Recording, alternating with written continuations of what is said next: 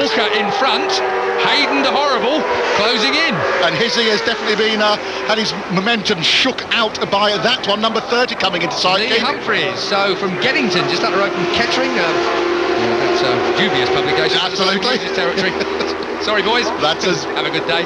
He's going to keep out of the way. And James Hayden. Oh, Hayden is right there on the back markers.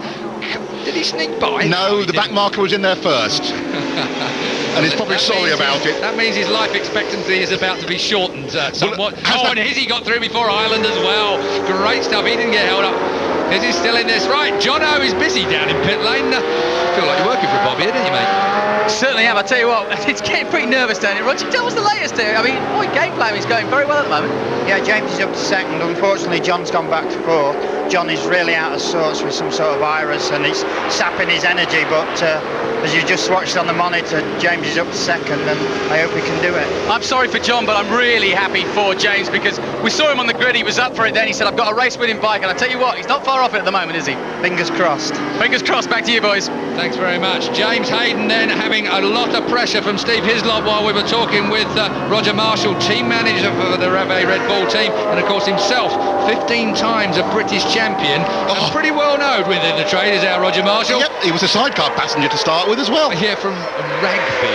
Yes, remember right, Lincolnshire. So he's in Steve Plater's territory. And there comes Hayden. Hayden, Hizzy are just so stuck together. Jesus. Mackenzie and Reynolds not that far back now either.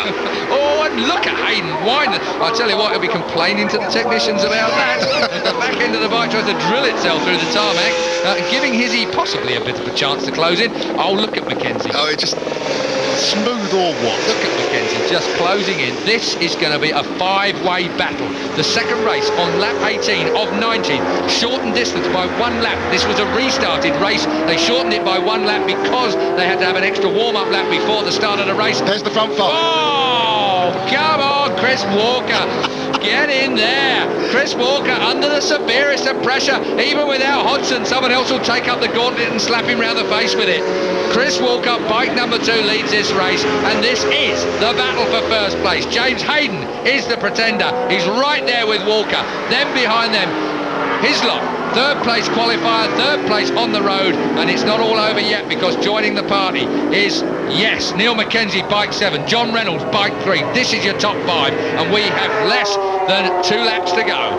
And there's a long gap behind those guys back to Plater, Crawford, Toseland, Emmett and Young. That's the top 10. Top privateer, Dave Heel again. Izzy has the fastest lap, so Steve Hislop was the fastest man. 34 comes into view, and that is the back marker. Chris Wilson from Aberdeen, long way to go home. He's a privateer, of course. No embarrassment with being lapped. Their bikes, as you can see, are considerably slower than the works ones. Just a graphic illustration. Yeah, a bit too, because they're a little bit slower through the turns as well. Yes, Could be argued. Chris Walker, no, not slow through the turns, but James Hayden's on for the win. We're on the last lap. James Hayden is on for the win here. He wants to do it for Ben Atkins and the Reve Red Bull Ducati mob. The Suzuki very, very far through Ireland. Now then, out onto the straight. Watch the Ducati. Sit down, wind up. Has Hayden got the pace to catch Walker? It's just between these two for the win. We're into that dodgy area where Hodgson passed Walker and crashed out. And Hizzy's out wide. And I think that'll give Mackenzie a chance to nick a podium place. And it's been a while since he's been on the podium. So, will Mackenzie get the podium? Will Hayden? No, much. Close. That was too much, and I think that's it. The incident is over and done with. Chris Walker will hustle it to the line. Oh no, Hayden is having another look at it, but I'm sure that little mistake from Hayden there, that over-enthusiasm to get beside Chris Walker a few turns ago, will be enough to give Chris Walker the win. All Walker has got to do now is wind the whip through this right-hander. He will take the second race win here, live on Sky Sports at Silverstone. What a second race of the day. The British Superbike race, race 2, has been won by Chris Walker. Chris Walker's team are ecstatic. The National Tyres boys having a great day in the end. And in second place, well, Hayden is the hero for my money. His bike was not with him as well as Walker's towards the end of that. He cooked his tyre up. Hislop finishes in third place, just in front of Mackenzie. He gets that podium that Julian and I have been wishing for all year long. And Chris Walker celebrates in style. He closes up on the leaders in the championship. Hodgson, though, is the man that should have been out there with these guys. He is in all sorts of trouble now. He will be crying to see what has happened. But Fortunately for him, John Reynolds, the leader in the series, is the man that finished only in 5th place. So 5th place points for Reynolds, and he won't extend his lead over Hodgson by much. We can go down now into pit lane. Jonathan's got more interest. Yeah, obviously fortune favours the brave, and he's come through. What a race. I don't know who's sweating more, me or Chris Walker, really, but the kid's just a fighter, you know. He just never, ever gives up, and I think he was struggling there, but he just wouldn't let anybody by, and he just rode his own race, and I just can't believe he stuck it to the end, and I feel it's well deserved after recent events already. You're buying dinner tonight then, presumably? Well, go that far, but hey. Fair enough. No buying dinner for this, sorry for Walker, but he's won the race after all anyway. Back to you. Paul Denning getting some respite is so important. He said at Snetterton that to lose this championship would cost something like £1 million, or could cost £1 million in lost sponsorship. When you're talking about those bucks, the pressure is on Chris Walker. He is race 2 winner here at Silverstone. You're looking at live pictures. We'll be back live in just a few moments. First of all, though, we're going to get our breath back with a break.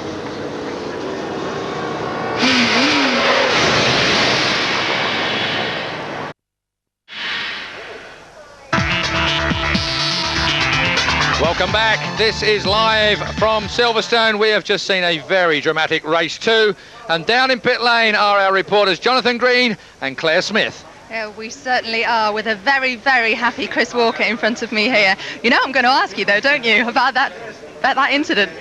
Well, to be honest, I'm not bothered about that. I won the race. I'm fed up of trying to be happy when I finished second, and won that race. No, it was brilliant. It was real good. The bike was brilliant. Dunlop gave me a different tyre for the second race, and we kicked out. But you did have another tussle with Hodgson.